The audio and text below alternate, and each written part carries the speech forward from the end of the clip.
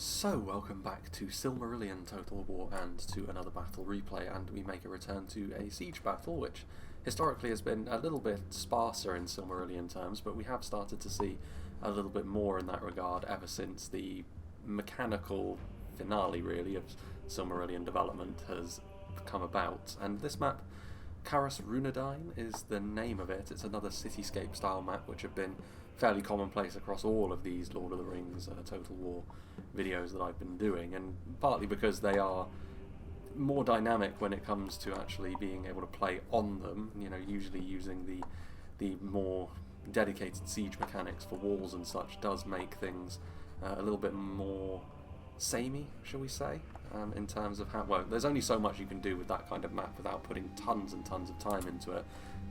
So this kind of map does tend to be a little bit more commonplace, and once again it's a very misty and rainy day. I think it's going to be a mix and match of all different kinds of factions once again on the attack and on the defence, but we'll see as we head on through. I think both of the Easterling factions are on the defence today, and they're going to be joined by a couple of Elven factions, I believe, but we'll go through the attackers first and foremost as they stand outside of the settlement. Plenty of ways in. It is going to be dynamic actually. When the weather is like this as well, it can obscure troop movements further away as well, just, you know, you end up not paying quite as much attention as maybe you could. It's been a while since we've seen the Naugrim of RHUNEDAIN, played by Red Knight over here. Of course, the Dwarven faction of Silmarillion. We've got some throwing axes here, the axe throwers of Nogrod, throwing projectiles. We all know what axe throwers are capable of. Silmarillion is no different in that regard to Reforged in terms of the damage that they can dish out. And when you're on the attack in a siege like this, they can be excellent line breakers as long as you choose to commit them at the right time. But they are one of the more vulnerable Dwarven units, so they will need to be used a little bit more sparingly perhaps than other such units. For example, the Iron Guardsmen of Balagost, a very, very dependable unit of line infantry. When it comes to sheer staying power and the quality of their troops from a defensive perspective, the Dwarves have always had a little something. The Naugrim here in Silmarillion are no different. They may lack the numbers of Angband, but they make up for that with extra quality in their individual fighters. So definitely a robust attacking force is what the Iron Guardsmen will offer you. And the ideal accompaniment is the Iron Halberdiers of Balagost as well. Of course, polearm units are rarer in Silmarillion than they are in other submods, but that does make the Naugrim very useful in this regard, because they have two actually across their faction, and that includes a pike and a halberd unit. And in fact, the Vault Wardens of Tamunzahar behind here are the other unit. Obviously the extra range means that they can be a little bit more effective as an anchor in a really long fight, especially considering the quality of the Vault Wardens as well. The Halberdiers do offer that little bit of extra damage when it comes to dealing with armoured units, and because polearms are a little bit less frequent, the Halberdiers can be countered less easily by opposition pikes as well, so it's going to be interesting to see how that works out. The Iron Arbalists of Balagost as well, crossbows with that punch. Of course they don't do damage particularly quickly, particularly not a detachment unit like this, but they are still capable of dishing out that damage over longer periods.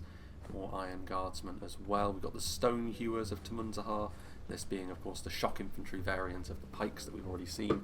Higher tier, you know, really good damage of course on the end of these two-handed axes. Not armour piercing though, I don't think. It varies a little bit. Armour piercing is a little bit different in some. Really, you can't just look at the weapon type and know that they are or aren't armour piercing based upon that.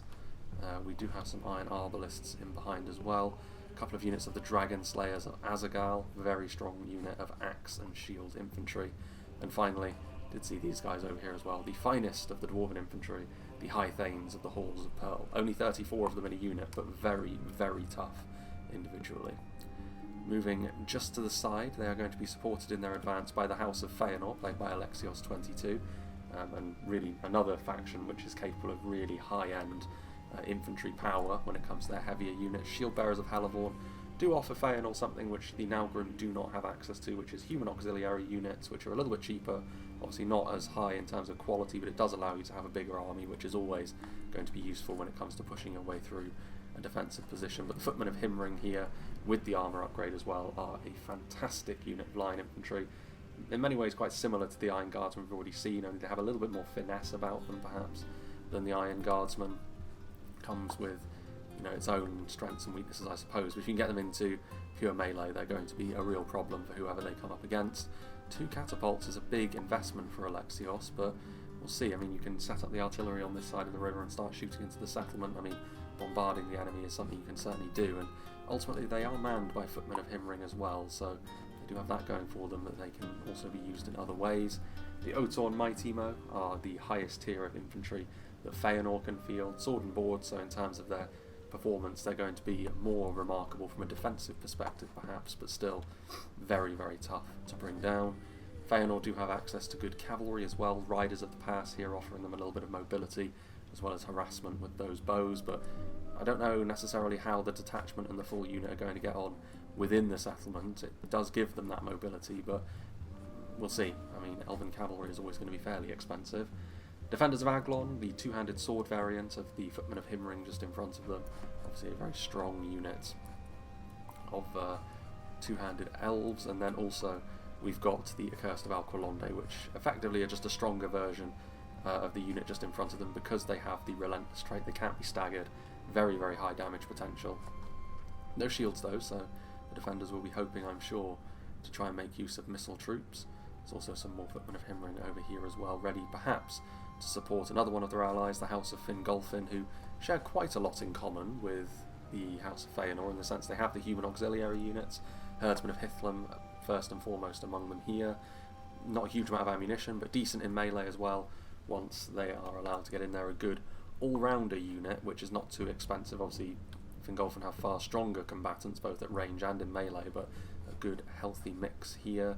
We've got some Feardsmen of Dorlomin as well, very similar to the Shield Bearers of Halavorn that we saw previously from the House of Feanor. Again, very useful for helping to pad out your numbers, and it does allow you to get more of the high tier Elven units in. The Dragon Guard of Dorlomin, another throwing axe unit, very, very dangerous with the damage that they can do.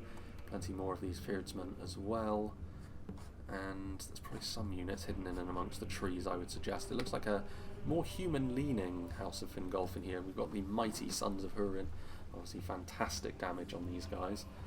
There are more impressive units in the game when it comes to all-round performance, but few are going to be able to chuck out the kind of damage that the Sons of Húrin can, especially if they can get that charge off.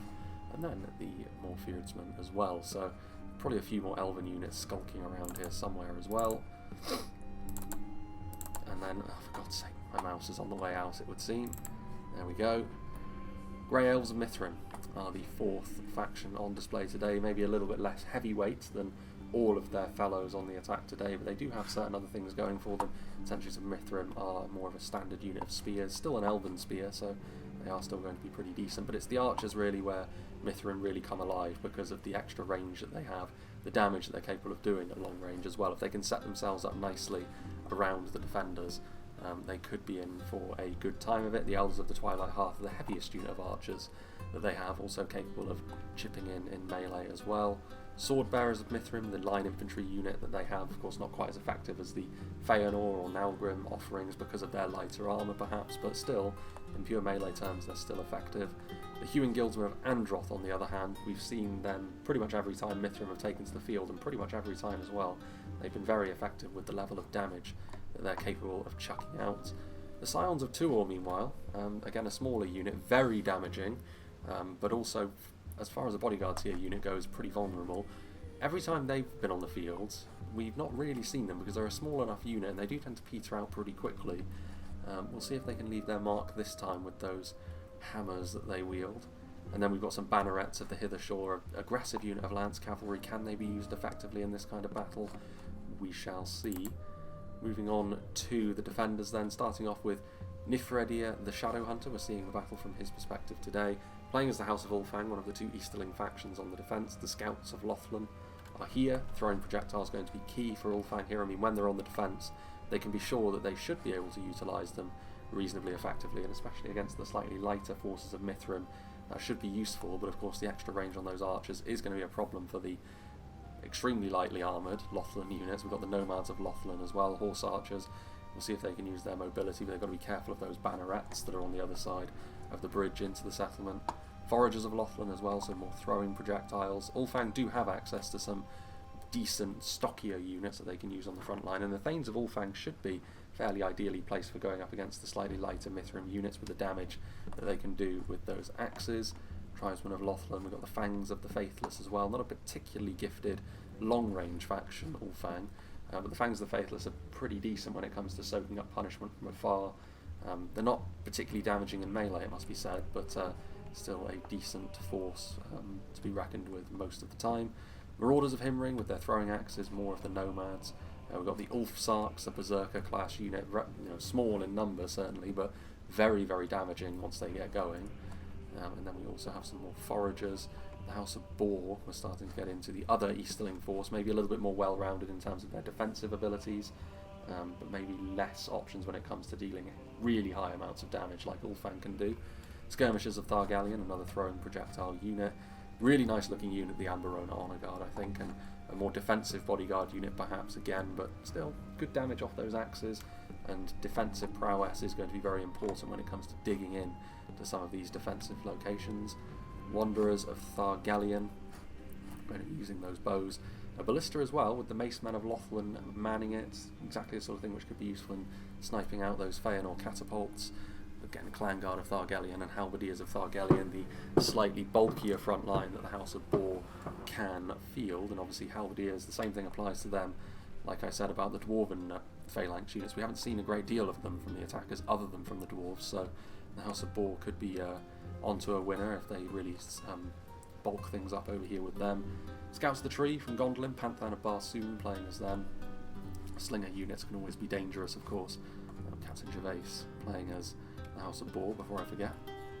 Marksmen of the Heavenly Arch, of course, we did see Gondolin win a field battle last time, and the Marksmen of the Heavenly Arch were one of the main reasons for that, because of their all-round good play when it comes to dealing damage from afar, and then also their prowess in melee as well, as any good, really expensive Elven Archer will have. Shield Bearers of the Tower, good front line, good defensive bastion from which the rest of Gondolin can be built in this sort of situation. Marksmen of the Heavenly Arch and more Shield Bearers of the Tower as well. Around the dragon statue here we've got a catapult for the defenders with the Axemen of the Gate of Bronze, more of the Guardsmen of the heart and soul of many a Gondolin force, because they're not quite as expensive as many of the other offerings, and it does give you a little bit more in terms of numbers. More of the Thargallion units over there for the House of Boar as well, who can come to Gondolin's aid should the need arise. More scouts, more shield bearers. Phalanx of the King, one of the few units of pikes that the game has to offer, so the Naugrim won't have a monopoly on that. Maybe Fingolfin have got some hidden in the trees as well, but we couldn't see them. And finally we have the House of Finarfin, played by Mavin over here, Swordsman of Talathdin. Of course this was the force that Gondolin defeated last time out on the field, but now they fight together. Detachments of the Swordsman, Javelin's going to be important initially. Company of Prince Gwyndor, again the charge range increase, which is one of the main things which sets them apart from the standard Swordsman of Talathdin, is not as important when you're talking about a more static fight like this, but still it's better to have it than not need it. But ultimately they are still a very accomplished unit of swordsmen there. A huge array of artillery here from Mavin. 4 artillery pieces, so we've got 2 ballistas and 2 catapults. We'll see if this works. I mean, it's going to be, if the dwarves can close the range quickly enough, then surely Finarfin are not going to have the melee capabilities to hold the Naugrim back, but the damage that could be done on the approach could be pretty severe, so we'll see what Red Knight chooses to do. This is definitely going to be an interesting kind of engagement here. Swordsman of Talathdin, and we'll be able to do some damage with the javelins once they get a bit closer as well. So it's really all about support more than anything else. All of the Talathdin units more standard. I mean, still good, but not up to the standards of some of the higher tier units, but that's the price you pay when you invest that much into your artillery, but it could yet pay off for the defenders. Another artillery piece as well with the ballista from Ulfang here, the Elf Hunters of Dor Caranthia manning that. More Ulfsarks of Himring as well, more Marauders and a few more throwing projectiles as well. So a lot of supporting units, it must be said, on the defenders today. Lots of artillery, lots of throwing projectiles. Do they have the melee might to be able to hold those lines while all of those units, who are clearly capable of dishing out a huge amount of damage, can they buy enough time for that to be the case? We'll have to wait and see. I don't think we'll be taking too much of a cut here, because I imagine the artillery is going to start raining down pretty quickly. Indeed, I think they're firing already, but we will see. Let's get this show on the road, shall we? I've always found as well in these kinds of siege battles, having these river crossings for a defender can be a real boon, because it just adds another layer to the defence, and it can be quite difficult to trudge your way through if the defenders are really intent on keeping the defensive positions on the outer parts of the battlefield. I mean, mentioned as well the artillery. It's going to be a really interesting challenge for Red Knight and his Naugrim forces to see what they can do against all of this artillery of Finarfin. It's a real risk for Finarfin as well.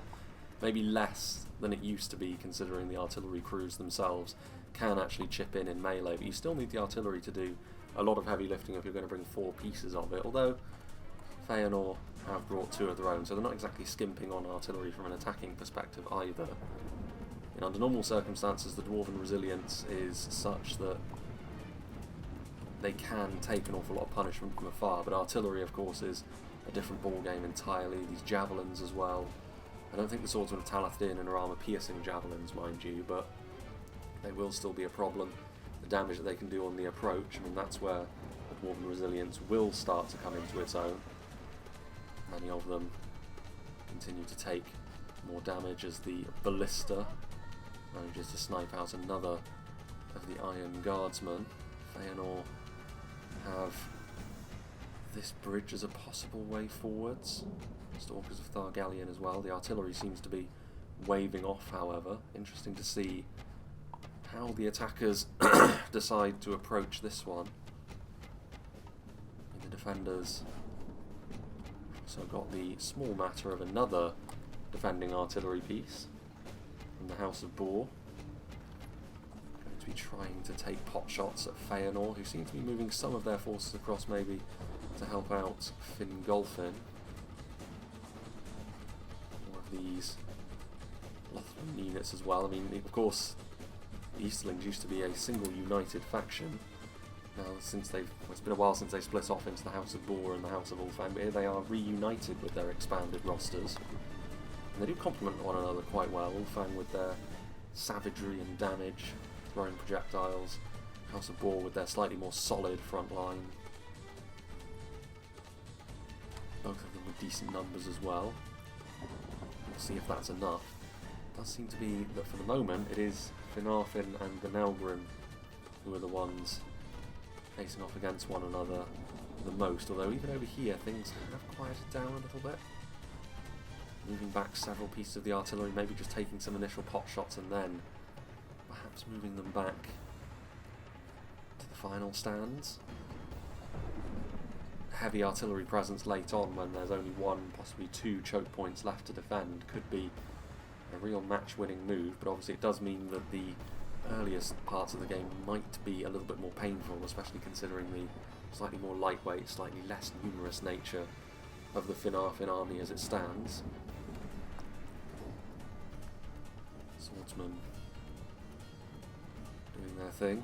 Iron Guardsmen of Belagost thinking about moving forwards.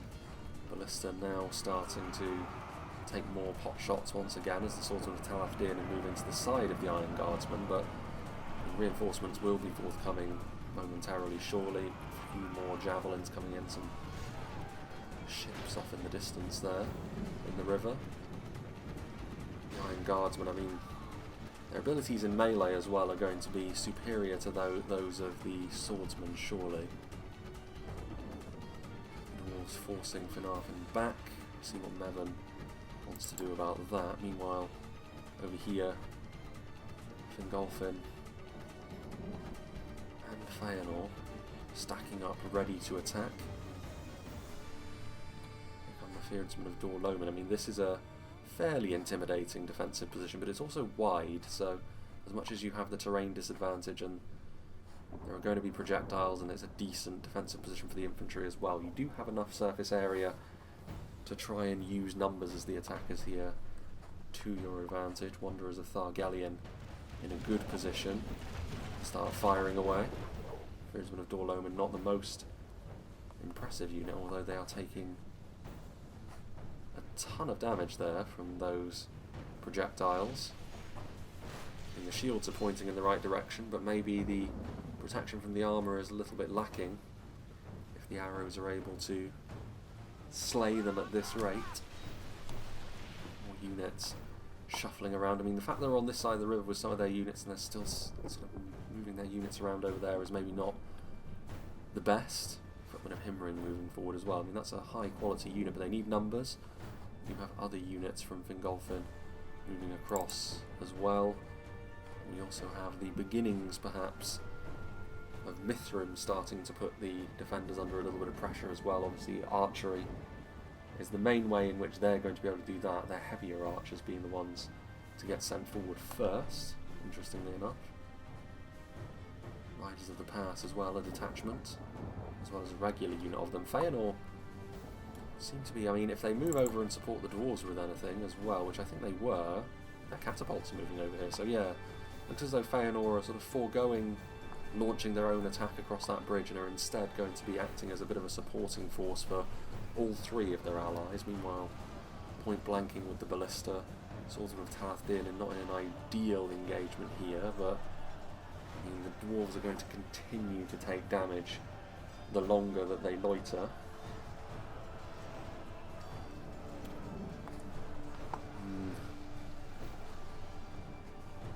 Scouts of the Tree as well, Gondolin. I mean, as a result of Feanor supporting all their allies primarily, that's also what Gondolin are going to be able to do.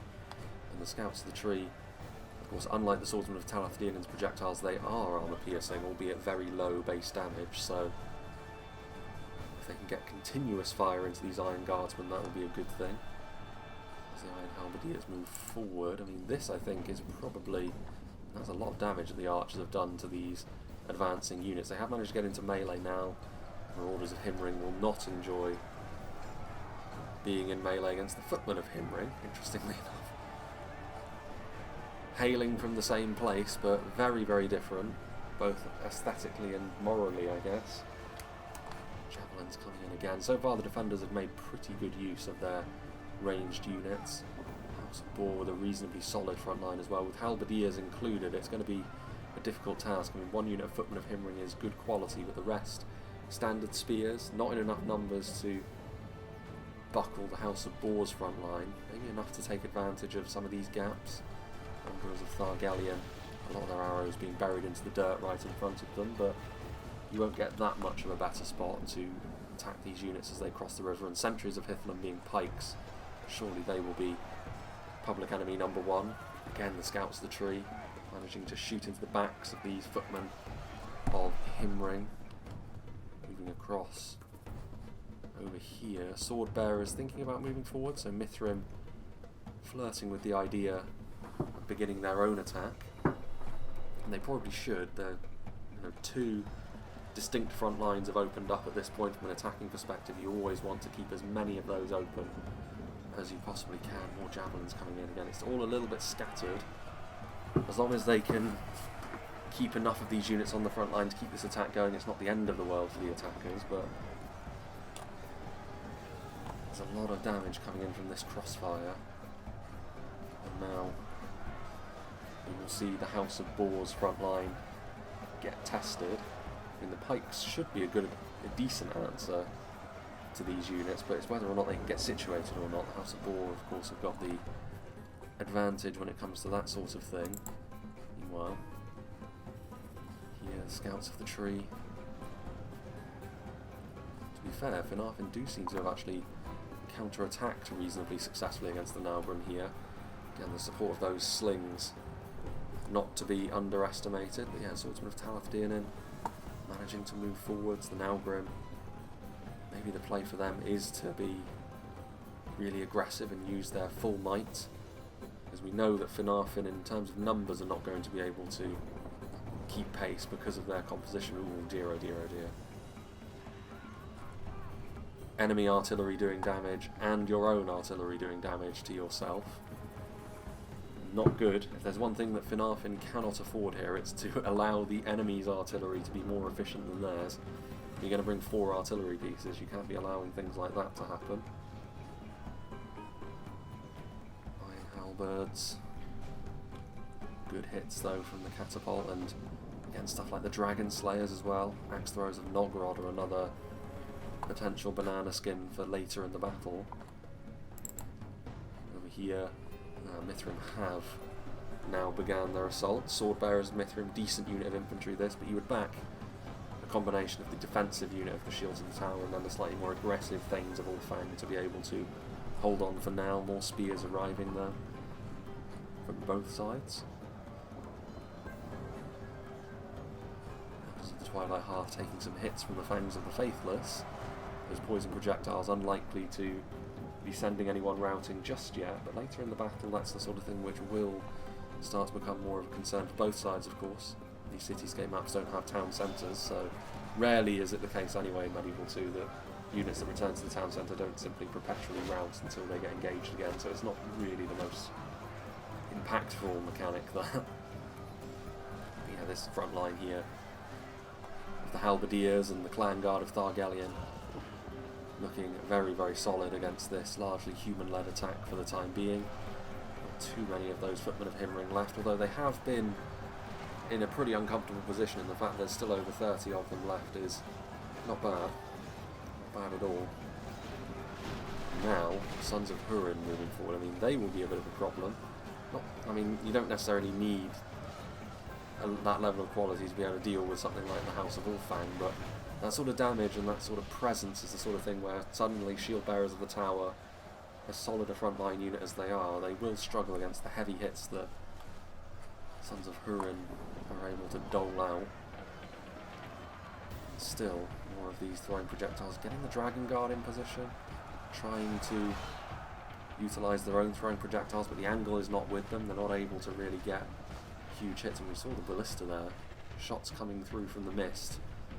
Ballista and Javelins and Archers trying to deal with the potential damage that these Dragon Guard can inflict. Interestingly enough, the Fearsmen are the ones that actually took those blows for them, but still, kills are kills, and having a decent time of it so far.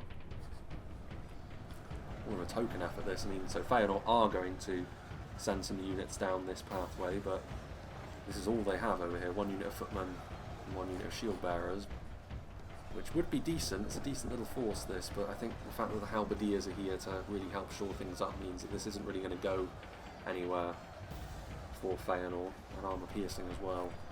They do a good job at equalising against the level of quality that the footmen of Himring provide. And the dwarves are starting now. Move forward, Stalks of Thargelion from Feanor in support, Javelins, Iron Guardsmen moving forwards as well. Swordsmen Tarthdin, who have proven to actually be a pretty damn effective frontline force against the dwarves so far.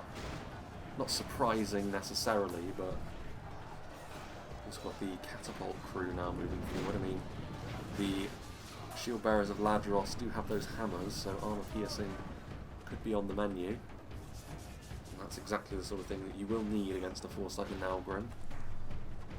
There's a unit routing there. 31 Iron Guardsmen routing. It's fairly surprising. Need to send forward something maybe a little bit more substantial here. There's still units in behind enemy lines. They haven't done a particularly great job at making sure their positions are completely secure. I mean, it's not the end of the world because these swordsmen are not going to last too long, but it's just something else for the attackers to trip over here. Buys the defenders a bit more time to use their projectiles uncontested as well. Stone Hewers of Tamunzahar. Big damage from them.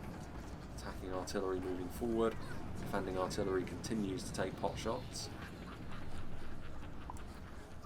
Considering the amount of artillery that's been on the field, it's not been the most devastating uses of it. Ballista here from the House of Boar, kind of out in the middle of nowhere on their own. Skirmishers of Thargelion moving forward. We've got the Guardsmen of the Harp. Yeah, it's going to be an overwhelming defensive force that for Feanor, so we'll see if that decision means that elsewhere they have some success. I mean, it's not really happened for them over here, and at the moment it's Fingolfin that are truly taking the lead over here, but they're going to struggle to really have an impact. I mean, what's going on here? We've got more of Fingolfin's forces. Are they going to send across the rest? Mithrim as well, potentially. I mean, the bannerets of the hither shore. Are they really going to get a chance to utilise lancers in a battle like this? Elders of the Twilight Hearth sending in more of their shots. Fangs of the Faithless out of ammunition, so they're going to have to be more of a bulwark defensively now. It says defeat is a distinct possibility for Mithrim, but I think this is a fairly evenly fought engagement. Decent amount of numbers. Also, reinforcements are close by, although again, from an attacking perspective. They have a unit in behind enemy lines which they will be able to mop up, but it's just getting in the way. The Orders of Himring, if they've already done the business from afar, they are really a throwaway unit, so this is what you can utilise them for. And yeah, with some support coming in as well from the Scouts of Lothlin, that's the sort of thing which can start to turn this engagement pretty ugly pretty quickly for the Grey Elves. We will see if that continues to be the case. As the Slingers continue their grisly work as well. Elders of the Twilight Hearth, the second unit of them, I mean you can see not devastating damage but consistent from those slings. Elders of the Twilight Hearth won't really want to be having to get involved in a slugging match with something like the Scouts of Lothlin either. That's certainly something that Ulfang would be happy with, and Marksman of the Heavenly Arch offering a very good skirmishing archer as well. So far so good for the defenders. They've done a pretty damn good job of covering all their angles, but of course that has been the case for many a siege battle in the past, and then they run out of steam. Fearsman and Dragon Guard. And the fact that Fingolfin don't have that higher level of quality, it does mean that they can sustain the level of losses that they have been for longer, of course, but it does also mean that they haven't really been able to gain a foothold in melee with any sort of conviction. I mean, the Sons of Hurin may be the only unit that would be capable of such a thing, but even they've been held at arm's length. Certainly archers and the like have been targeting them down as well. Here's one of Dorloman. Another unit of pikes. If they do run out of ammunition, then perhaps the Fingolfin pikes are the sort of thing which can help turn this situation around. Warband, the Marksman of the Heavenly Arch, the ones in close attendance.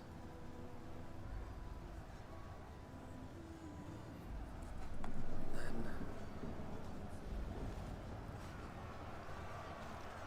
the Dragon Guard, they haven't really been able to utilise their throwing projectiles at all. Possibly the one elven unit that they have. Are the Dragon Guard elves? I believe they are, just based on the helms. Definitely more of an elven look to them. I think it may very well end up being over here where eventually the attackers start to gain some sort of forward thrust, although they're still pulling their punches a little bit. Rangers of Hellebore now the ones in close melee, and still the Swordsmen of Talath-Din in holding on nicely. Starting to get some units in behind, however. This is the Catapult crew, the Footmen of Himring, going up against a detachment of the Swordsmen, trying to ignore them as best they can and simply utilise their javelins. Dragon Slayers of Azagal.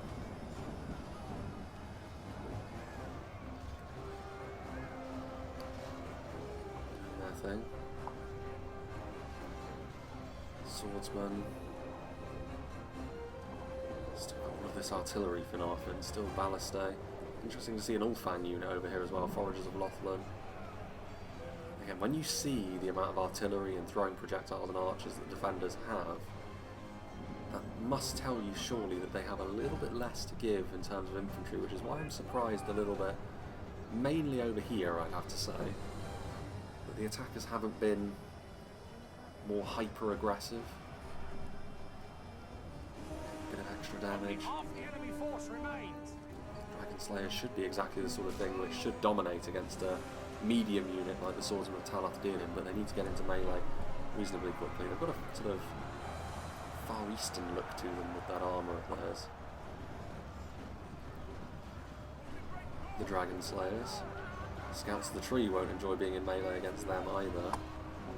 Forward momentum now, Otorn Mightimo, very high tier unit. Is this the moment where forward momentum is truly gained? When you're in a cityscape like this, and when you look at the minimap as well, you can see how much stock the defenders have placed into holding on to these outer positions. So if the attackers can make this stick, they could make life very, very uncomfortable for the defenders, who thus far have played really quite well. Again, the Stonehewers getting in to close quarters, the amount of damage they're capable of kicking out. Substantial. Lord have mercy, we've lost half of our men. More javelins as well, this time from the spear variant, the defenders of Talath Dianin. Continuing to do their thing. Meanwhile over here, what is going on? Bannerets of the hither shore. Moving forward, a bit more chaos now actually. Mithrim seems to have forced the issue a little bit. It's a little bit fragile though. They've managed to force their way through and cause problems, but it's whether or not they can make this stick with more reinforcements arriving and again with units left behind on that front line, which they do seem to have won. Although here we are, the Scions of Tuor. So rarely, I think this might be one of the first times where we've been in a battle where we've seen them, because very often they do their business very, very quickly, for good or ill. Huge amounts of damage at those, more like mallets really than hammers. Sledgehammers. Ballista from up high there has been taking pot shots for a while, racking up a decent kill count for Ulfang, but this is probably the moment in the battle where the defenders have probably been the most worried, I would suggest. Both the flanks now under serious pressure, bane of the incomers. I mean, they've got a very unique split shot projectile. Potentially devastating. Sheep bearers of the tower, and then again bannerets of the hither shore, making a nuisance of themselves, and the other unit of Sons of Hurin moving forward, and this has all happened pretty quickly, but now the attackers very much in the ascendancy. This is where the Fingolfin composition does come into its own a bit more. They may lack the high-end punch that some of those elven units have. They have the numbers to be able to continue this sort of thing for a while, and you can see there's more of these humans ready to move in. Still moving one high. The problem that the defenders have now is with how much they were really placing, as far as emphasis goes, on their outer defences. Do they have the ability to retreat? I mean, over here we have a bit of an interesting situation. A counter-attack, trying to move around and maybe surround the Dwarven and Feanor position. Flames in the distance. I mean, this is a significant amount of House of Boar units, and under normal circumstances I'd be feeling pretty good about the defenders for doing this. Bannerets of the hither shore, meaning the Mithrim general has fallen, but here the House of Feanor, defenders of Aglon, should be pretty damn good against most of what the House of Boar have out here, just whether or not there's enough of them. It's also the small matter of halberdiers. I mean, this is a big counter-attacking force actually, so probably not going to be enough. The Accursed of Alqualonde just getting mobbed really by lesser units. Individually they'd be having little problems, but Riders of CARAS, Wardens of Thargallion, a heavy unit of spears. This is not without risks for the defenders though, because if the House of Boar can't make quick progress, it's not looking good in other parts of the settlement. I mean, you can see that they would almost become the attackers to try and regain their own settlement at this point, with Fingolfin now occupying the old defensive position that they counter-attacked from. Gondolin moving forth, trying to move back to greener pastures. And over here, I don't think that's going to be a luxury that Finarfin necessarily have, now that the pressure is right there. Also, their artillery is not going to be able to flee quickly enough. The Vault Wardens have taken hits and damage. It must have been a very weird fight, this one, for Red Knight and his Naugrim. So many javelins, so much artillery. Just moving forward, and again, it's always a little bit of a lottery when you're talking about artillery use. We've seen the good and the bad of artillery today, and they are going after exactly the right thing, trying to use the ballista to kill the High Thanes. Extremely resilient unit, of course. The Macemen of Lothlin on their way across, another armour-piercing unit. The artillery crew, plenty of them as well. Decent force, this.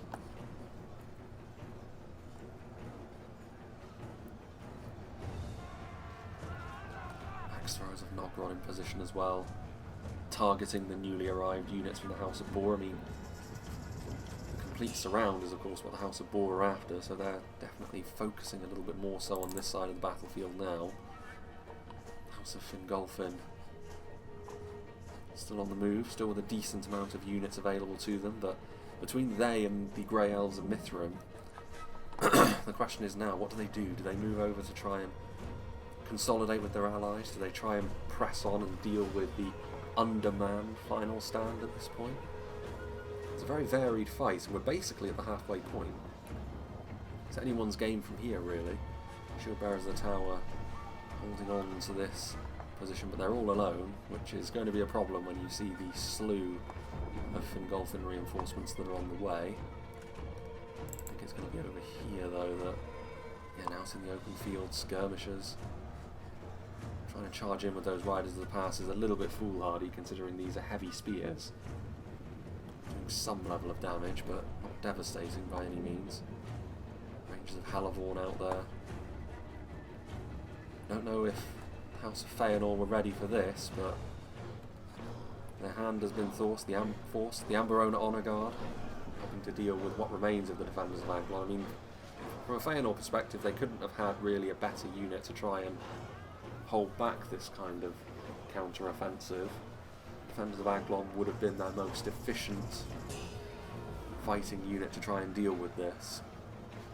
Ultimately, though, it looks as though it's not going to be enough. Doing a decent job over here, but reinforcements will surely arrive. Warband of Thargelion, the entry-level unit for the House of Boar. It's not too surprising that the Elven Swordsmen are having a little bit more joy over here. Maximum of Thargelion peeling themselves off the front line. Riders of the Pass managing to land that charge on the skirmishers. Not before the skirmishers did get another volley off.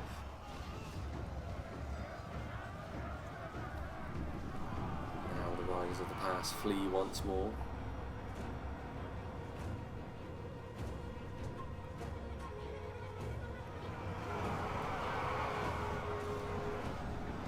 In this, they need to try and be as efficient as possible. They also need to kind of get a shimmy on, otherwise, like I said, they will weirdly then become the attackers. It's rare that you see that kind of dynamic start to develop in a battle like this, but maybe one we see.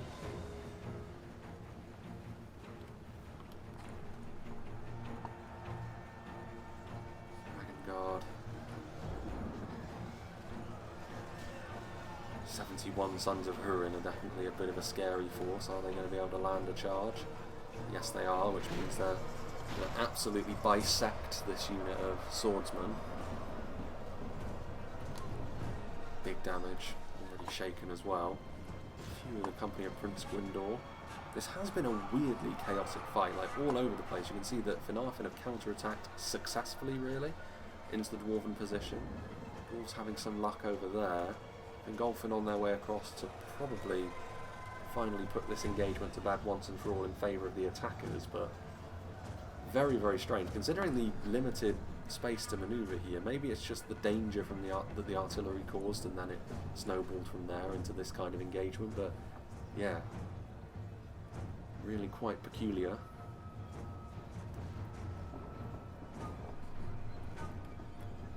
Swordsman fighting the good fight still. High Thanes moving across to help out their Vault Wardens. And that will surely be the end of all of these units of infantry, and especially now when all of these Fingolfin reinforcements have arrived. This is all well and good, but I mean, what sort of progress are the attackers making when it comes to trying to deal with this position? I mean, you've still got that Gondolin catapult as well, the huge amount of artillery that was on display for the defenders still paying dividends. I mean, this is the only way forwards for the attackers. They're going to have to attack, and it's a fairly nice defensive line this. You've got the Gondolin artillery, you've got the solid units from House of Boar, you've even got the two-handed spears from Ulfang, the ballista crew, which will be pretty good as a defensive unit as well. A few units in support as well, skirmishers, maybe something a little bit extra in melee as well, offered by the Sons of Ulfang. But it's not a huge defensive force in terms of numbers. Mostly it looks as though, from a defending perspective, the Easterlings are going to have to try and see them over the line.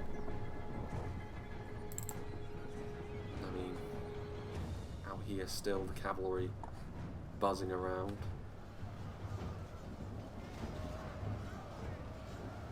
Defeat seems certain for the defenders of Aglon now, with all of these units have come across the Wardens. What happened to the Honour Guard? Presumably they're still around here somewhere. Salamandrine Dragon Hunters. I believe this is the special variant of the Halberdiers. I don't know what sets them apart necessarily. They are here now, offering up protection for their skirmishers. Axemen of Thargelion still doing their thing as well. And it's been slow going though, especially when you consider the amount of spears that they've had to make do with as well. Halberdiers again. Good use of the Riders of the Past from Alexios. I mean, eventually the House of Boar is going to win this engagement, but the margin is important as well, considering the situation elsewhere on the battlefield.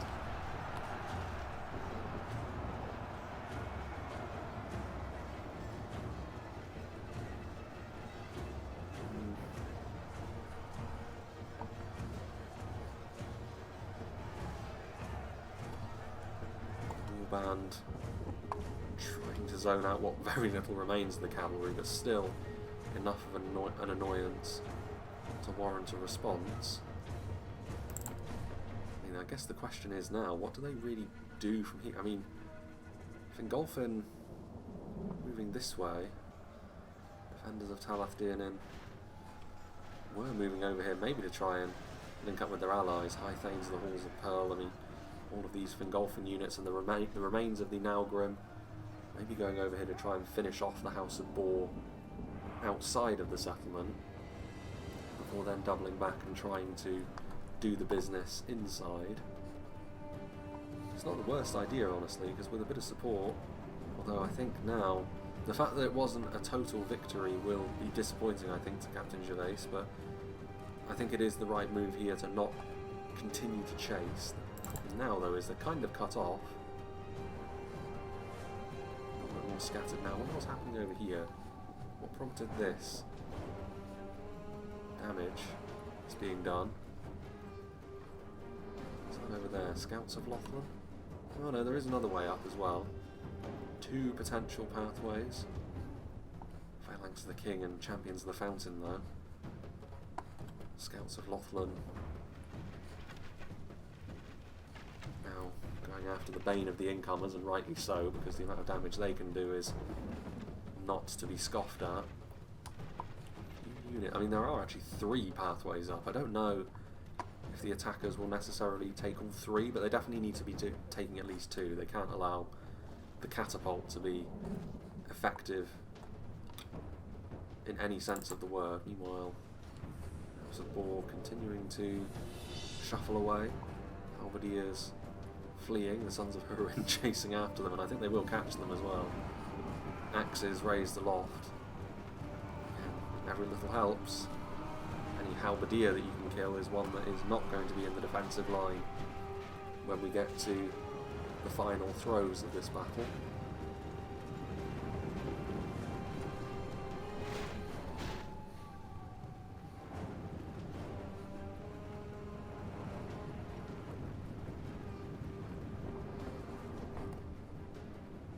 Wardens.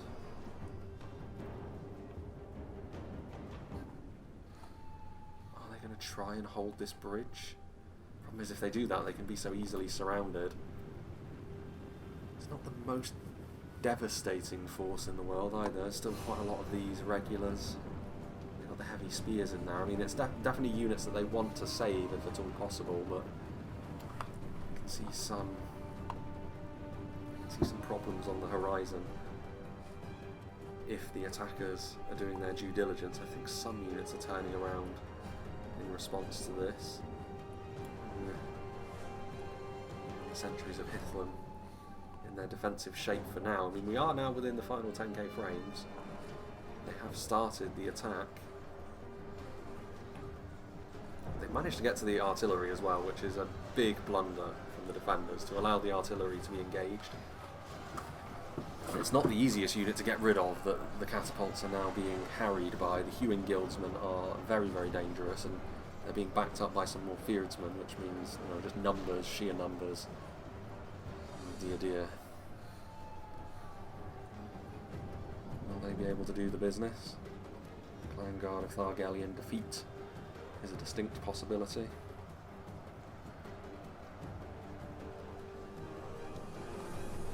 Solid enough infantry, but in a bit of a sticky spot here. Yeah, something like the Sons of Ulfang might be necessary. That, I believe, may very well have been the Gondolin General.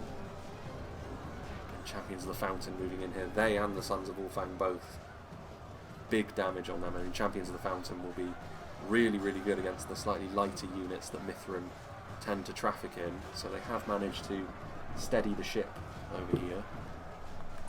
Reinforcements will be on the way. The problem is, though, beginning that attack early does mean the reinforcements are further away. They will have the returning units from the House of Boar as well to surround them, but then the surround will be surrounded once more. But I actually think it's more important for the attackers to get their reinforcements forward here. Mithrim are going to struggle, and they're going to struggle pretty quickly if they're not careful. Some reinforcements, but again, one unit of low-end spears as your final throw of the dice is not ideal. There goes the House of Boar's general. Not ideal, considering they're one of the stalwarts going into the late game. The enemy are badly bloodied. They have lost half their men. Is that so? Sons of Ulfang on the way forward. Don't think their charge will fully land because they'll have to go through their own men, but just in sheer melee terms they'll be really, really good against these light spears. The damage off those falxers. They'll also be able to go toe-to-toe with those hewing guildsmen, especially seeing as the hewing guildsmen are hemorrhaging manpower pretty quickly.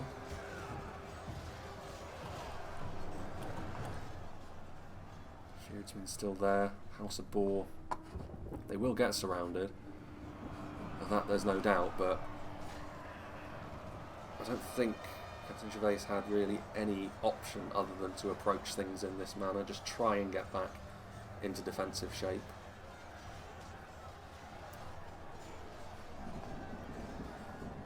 Some skirmishers of Thargelion. Again, every little helps, every effective kill is going to be useful now. Fearsmen of Double Omen. Further back, still just shuffling around the high level of quality that Gondolin still have available to them. They could be able to remount the catapult as well, although maybe their axes will be most pertinent to be utilised here. Axemen of the Gate of Bronze. Yeah, but impressed with the House of Boar's regular units here, the halberdiers and the swordsmen on the front line. Perhaps unsurprisingly, I mean, this is exactly the sort of thing that they can bring to the table. Maybe not quite as strong as the equivalent Elven or Dwarven units, but the extra numbers and just all-round solidity as well as the support around them has been a pretty effective tool for the defenders here. You can see the interplay they have with Ulfang here as well. What fate is going to befall the House of Boar over here, though? By St. George, our men have slain the enemy general. Without him, St. George. will lose their will to fight. There goes another attacking general. Surrounded now, this force from the House of Boar, but they are going to delay the reinforcements at the very least. Any kills they get will be a bonus also. Sentries of Hitler. You can see as well, Scouts of Lothlin able to thread the needle with some of those sling bullets. Good damage being done. But pikes could be a potential problem here in the late game for the defenders. They've still got Vault Wardens, they've still got sentries, still a decent amount of numbers, and now they can consolidate, but that could be key. That's probably the best artillery strike we've seen, singular artillery strike we've seen, and it's been right here close to the end.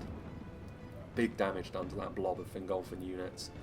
Slings following it up as well, continuing to cause that manpower to tumble. Less devastating hits, but at this point, just keeping that pressure on is key. Gondolin's catapult that has ultimately been the most devastating one, and they have completely thrown off that initial assault, so they're going to have to start again, the attackers. They're not going to be reinforcing anything, they're just going to be restarting. Those marauders of hindering as well from Ulfang. Cavalry, there's going to be no way through for the cavalry. I mean, that is the upshot really, is there may be pikes for the attackers, but the phalanx of the king also here means if it just came down to a straight up fight between the two, you'd still back the defenders, but from a numbers perspective the defenders are very much scraping the barrel at this point, so it could be one alpha strike is all that's required to truly do the business. Sons of Hurin leading the way. A little bit difficult though, considering the long weapons on these elf hunters of Dor Caranthea. Catapult. Continuing to do the thing. Got to be careful, of course. The classic Medieval 2 problem of artillery slipping off slopes like that. Vanguard. Halberdiers of Thargelion. Victory seems certain. Will that still be the case when all of these reinforcements come forward? Still the odd unit from the Naugrim, but their fight was a very odd one against Finarfin, informed mainly by the very strange compositions, I think, but still, axe throwers here in the late game could be key. Marksmen of the Heavenly Arch and Champions of the Fountain, very similar actually from afar. Champions of the Fountain with their winged helmets, the marksmen with the crest. Catapult crew getting involved in melee, using the damage of those axes to good effect. Trying to slip around the side ranges of Halavorn, but the Thargelion units from the House of Boar stand in the way. I don't think they've got the heavy hitters at this point. I mean, Defenders of Aglon, decent unit, but only 37 of them. Iron Arbalists. We see a great deal from the crossbows, but that may just be because we weren't there at the time. Bane of the Incomers, if they've still got some ammunition, could be the most important. Phalanx of the King.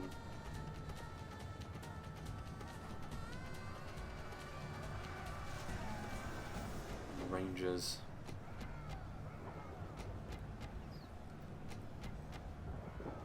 After the Sons of Ulfang, which is a good choice of target. We've got the bouncing split shot projectiles of the Bane of the Incomers, which if they can fully live up to their potential might be one of the only ways in which the attackers can deal with this defensive position now, but it's not the easiest angle for them, and I think they may end up getting a few instances of friendly fire as well, which is again a little bit of a problem. Phalanx of the King trudging forward along with the Halberdiers from the House of Boar. I think this is going to be very, very difficult to overcome.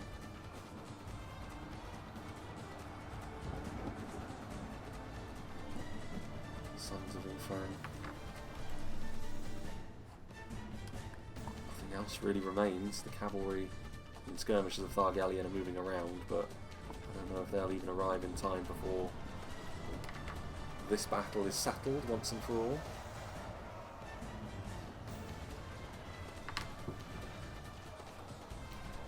Central force. Phalanx of the King, fantastic looking unit of course. Definitely in the conversation for the best unit of Phalanx infantry that the game has to offer as well. The Valinor ones would probably be my pick if they still have that armour piercing though. Armour piercing on a Phalanx unit is, especially, well, not a long Phalanx unit as well, like two-handed spears or pikes, like it can be really, really devastating. Nobody is usually offset that by having lower range, but that's by the by.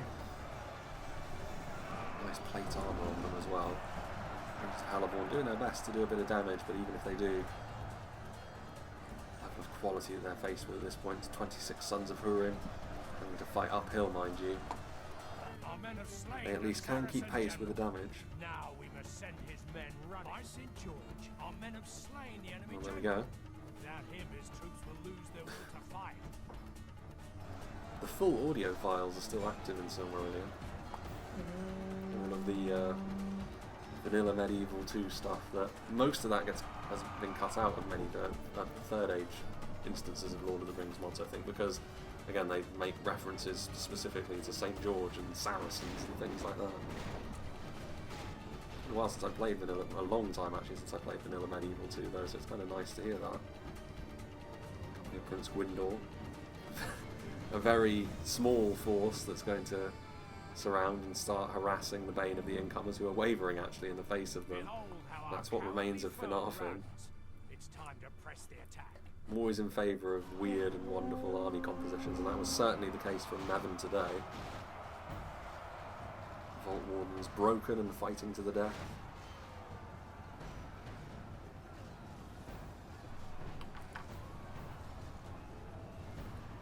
And the Sons of Ulfang helping to finish them off. And this is one of those instances where there's not much left, surely. Unless the Sons of Hurin are going to survive longer than I would have thought possible.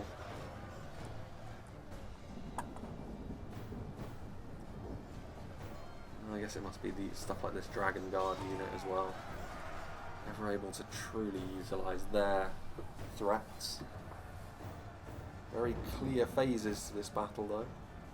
Early on, certainly the defenders had the best of it. Mid-game, the attackers really started to come back into their own, but then late game, once again, the defenders with good positioning. Some interesting calls on this one as well, both in composition terms and in terms of gameplay. Obviously, we've already talked about Finarfin, but also the House of Boar's counter-attack was bold, and even though the defenders have gone on to win, it didn't not work, but it also didn't. It wasn't a complete triumph. I think the initial idea would have been to surround the Naugrim and Feanor and win in the south of the map more convincingly, but that never really materialised. They had to settle for marginal gains only, but that did suffice in the end. It certainly prevented all of the reinforcements from the attackers from consolidating here. If they had done that, then maybe they would have had enough upfront strength to buckle those defensive lines and win the battle outright, but that didn't materialise in the end. Meanwhile, 4 Sons of Hurin remain, surrounded by two-handed spears and halberds. One of my favourite units in the game ever since they were added, the Sons of Hurin. Just like the concept of them.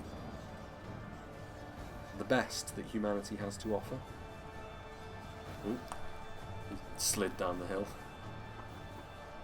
Champions of the Fountain have had a good game as well. Late on, that level of quality and damage has definitely been a great boon to the defenders.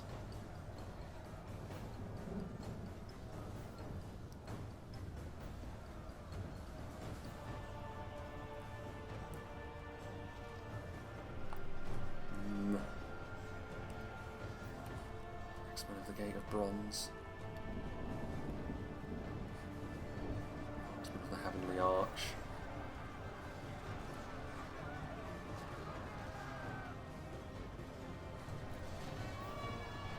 It's going to be the Dragon Guard that are the last ones left standing.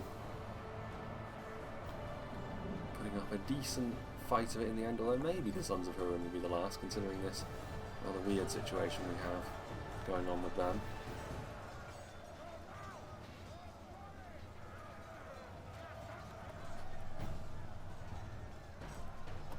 Heavy swings. I mean, routing is surely going to be, yeah, Dragon Guard routing, so it will be those Sons of Hurin that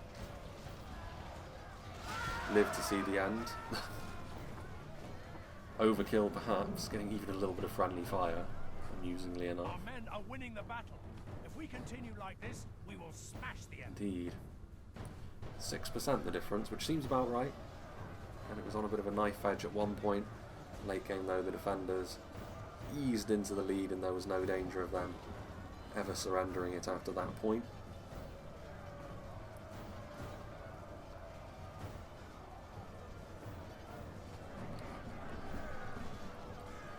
One Son of Hurin is the last one left. He's going to get skewered by the phalanx of the king, but I like the swords that they wear at their sides as well. Victory is And there we go. ours. He routed Let it actually. be a salve upon our wounds. Surprised he didn't rout before then. What was it about that moment there where he realised, actually, I clearly don't stand a chance?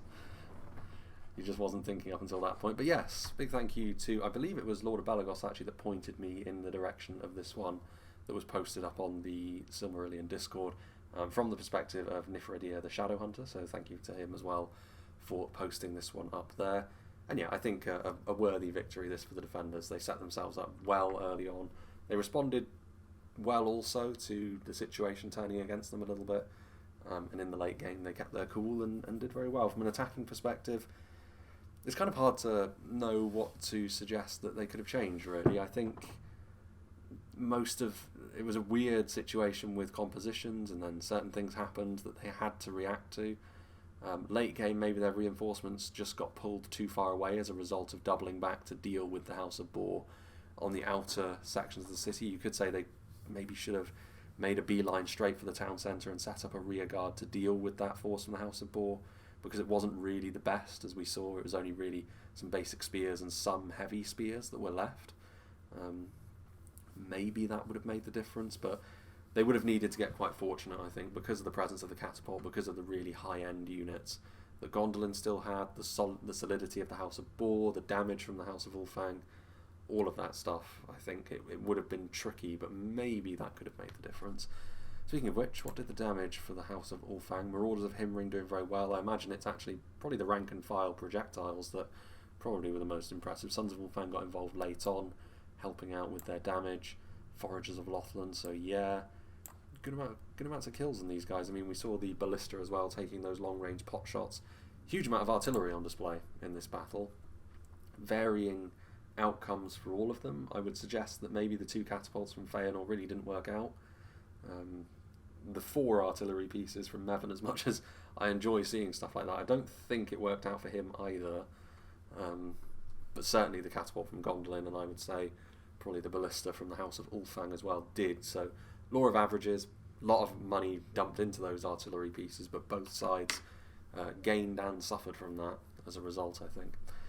So yeah, big thank you to all of the players. I think in terms of Silmarillion stuff, it's one of those things where I'm going to have to check the replay channel regularly to see if there's more of this sort of thing that can be utilised. And yeah, we'll see how that develops in the future. Obviously, Reforged stuff will continue as it does, and we'll see how things move on later on in the year, and hopefully tail end, or maybe even the year-end channel update, I'll be able to really hammer out what I'm going to be doing going forward. But again, on that, we'll have to wait and see. So again, big thank you to all the players. Hope you enjoyed this, and hope you'll join me for whatever is next.